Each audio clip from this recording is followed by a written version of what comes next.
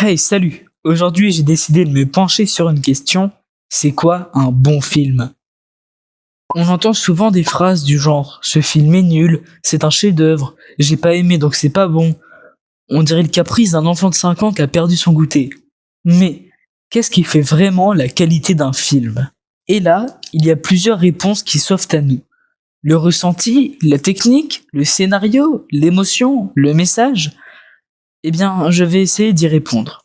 Je précise que je ne me prends pas pour quelqu'un qui sait tout, je suis quelqu'un qui sait tout. Bon, soyons plus sérieux et passons à la vidéo. Mais avant ça, abonne-toi à ma chaîne. Bah allez là, on t'attend pour la suite de la vidéo. Allez, abonne-toi, on t'attend en fait pour la vidéo.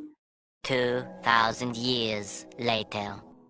Bon, pour commencer, je vais vous montrer que la manière de raconter une histoire, c'est hyper important. La plupart des films sont structurés en 3 parties appelées actes. C'est la structure en 3 actes. Ouais, c'est... Ils se sont pas fait chier pour le nom, hein. Le premier acte sert de pilier au récit. C'est la présentation des personnages, du monde, de l'univers et du problème ou conflit principal.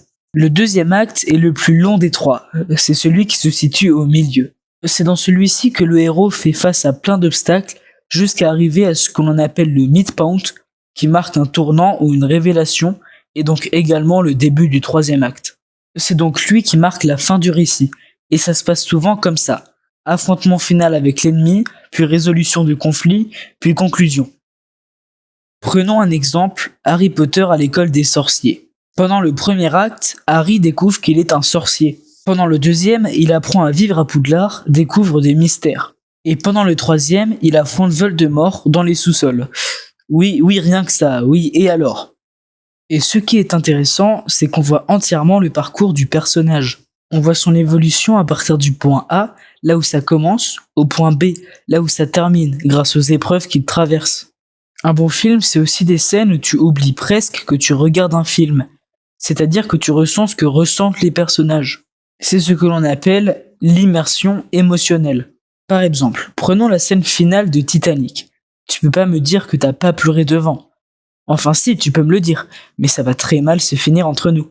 Je vais vraiment insister sur le fait qu'un bon film, c'est avant tout un film qui touche. Même si un film est imparfait techniquement, mais qu'il nous fait rire, ou pleurer, ou frissonner, ou même les 3, il marque les esprits. Prenons le film Interstellar qui a été très critiqué pour notamment, je cite, sa fin tirée par les cheveux, mais aussi très apprécié. Pourquoi? Bah déjà parce que je le dis, mais aussi parce qu'il crée une émotion forte. Maintenant, je vais vous parler de l'aspect visuel et sonore. Dans un film, la mise en scène, les plans, la musique, la photo, c'est très important. C'est ce qui va venir chercher cet effet de tension et de plaisir chez le spectateur. Prenons le film Pulp Fiction, rempli de musique et de super plans, ou encore Joker, avec un incroyable travail artistique. Chaque réalisateur a son propre style visuel et sonore, et c'est ça qui fait un bon film. Et c'est là qu'on arrive à une question qu'on se pose une fois qu'on a fini un film. Quel est le message? Un bon film, ça peut tout à fait changer la manière de voir le monde. Et c'est ça qui est splendide. Les amis, on arrive à la fin de la vidéo et je vais répondre à la question qu'est-ce qu'un bon film? En fait, c'est la combinaison de tout ça. Un bon film, c'est un film qui reste avec toi quand le générique de fin est terminé, quand la lumière est rallumée. Tout comme cette vidéo.